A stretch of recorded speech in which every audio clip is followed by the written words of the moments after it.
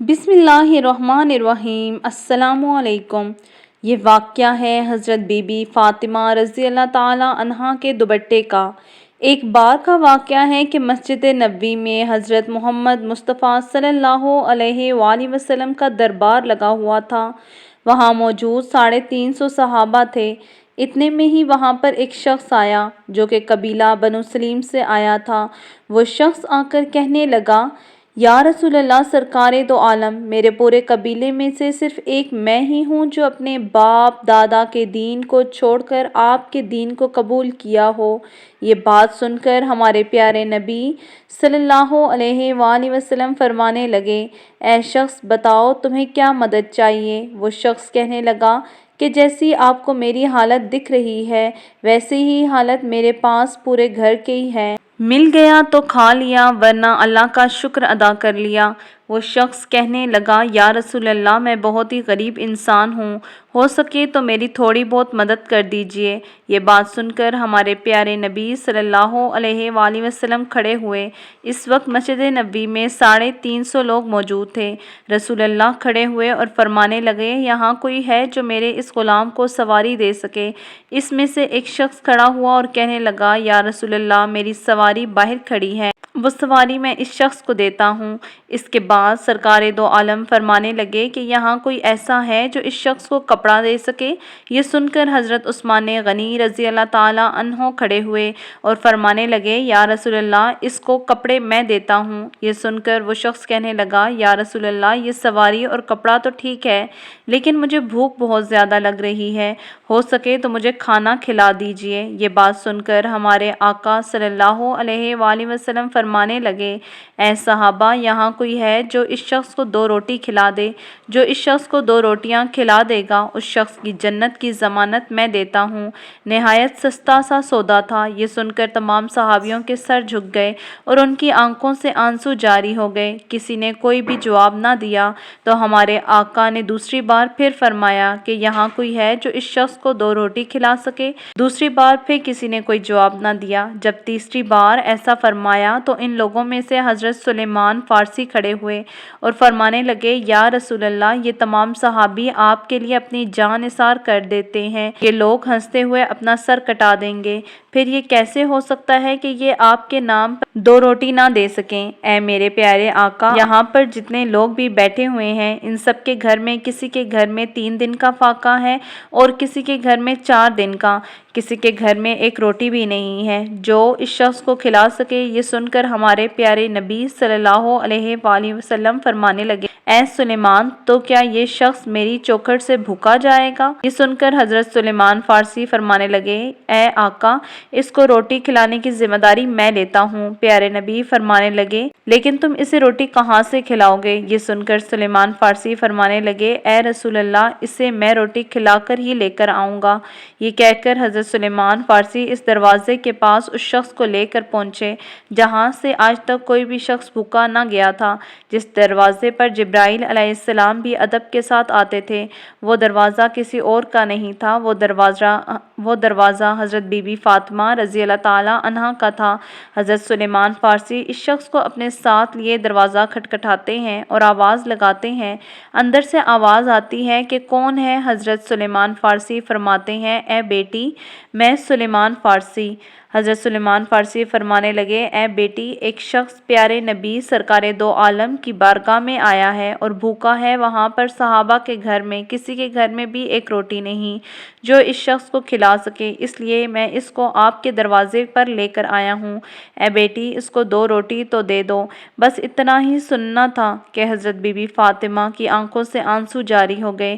Be be Fatima فرمانے لگیں، اے چچا اس شخص سے تھوڑا سائڈ پہ ہو کے میری بات سن لیں۔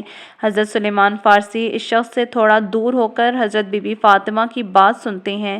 بی بی فاطمہ فرماتی ہیں کہ اے چچا جان، آج 3 دن ہو گئے ہیں میرے دونوں شہزادوں نے 1 لقمہ بھی نہیں کھایا، میرے گھر میں کھانے کی کوئی چیز بھی موجود نہیں جو میں آپ کو دے سکوں، اس شخص کو کسی بہانے سے واپس لے جائیں۔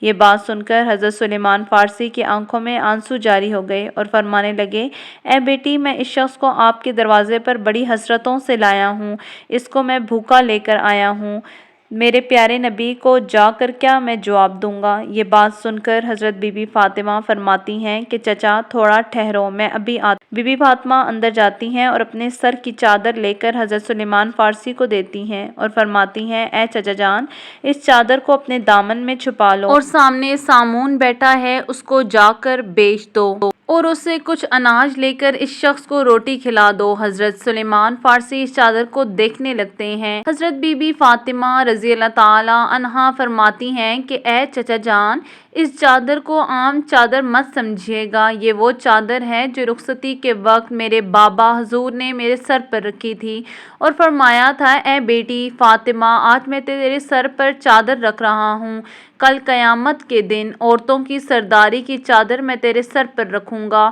حضرت سلیمان فارسی اس چادر کو لے کر سامون کے دروازے پر پہنچے، اندر سے وہ یہودی باہر آیا۔ حضرت سلیمان فارسی فرمانے لگے اے سامون، آج تک تم نے پیسوں کے بدلے گندم دی ہوگی، جو کہ بدلے آٹا دیا ہوگا، لیکن آج میں ایسی برکت والی چادر لے کر آیا ہوں، آج میں نبی کی بیٹی کی چادر لے کر آیا ہوں، یہ چادر تم رکھ لو اور اس کے بدلے میں کچھ اناج دے دو جس سے ان کے گھر میں آنے والے مہمان کا پیٹ بھر سکے۔ سامون یہودی نے جیسے ہی یہ سنا اپنے ہاتھوں میں ترازو پکڑا اور اناج تولنے لگا۔ اناج تولتے تولتے اس یہودی نے پوچھا کہ اے سلیمان، مجھے یہ تو بتا دو کہ یہ چادر تم کیوں بیچنا چاہتے ہو؟ حضرت سلیمان فارسی فرمانے لگے کہ نبی کی پیاری بیٹی کے گھر میں ایک مہمان آیا ہے جو کہ بھوکا ہے اور ان کے گھر میں کچھ کھانے کو نہیں ہے، وہ مہمان ان کے گھر سے بھوکا نہ جائے، اس لیے حضرت بی بی فاطمہ رضی اللہ تعالی عنہا نے اپنے سر کی چادر دی ہے کہ اس کو بیچ کر اس مہمان کا پیٹ بھرنا اچھا سمجھا۔ یہ بات سن کر یہودی کے ہاتھوں سے ترازو چھوٹ گیا اور اس نے وہ چادر اٹھائی اور اپنے ماتھے پر لگائی اور کہنے لگا سلیمان تھوڑا ٹھہرو، میں ابھی آتا ہوں۔ وہ اپنے گھر جاتا ہے اور اپنے گھر سے ایک کتاب لے کر آتا ہے، اس کتاب کو کھولتا ہے اور کہتا ہے آپ کا خدا بھی سچا ہے، آپ کا رسول بھی سچا ہے، آپ کے رسول کی بیٹی بھی سچی ہے اور آپ کے رسول کے گھر والے بھی سچے ہیں۔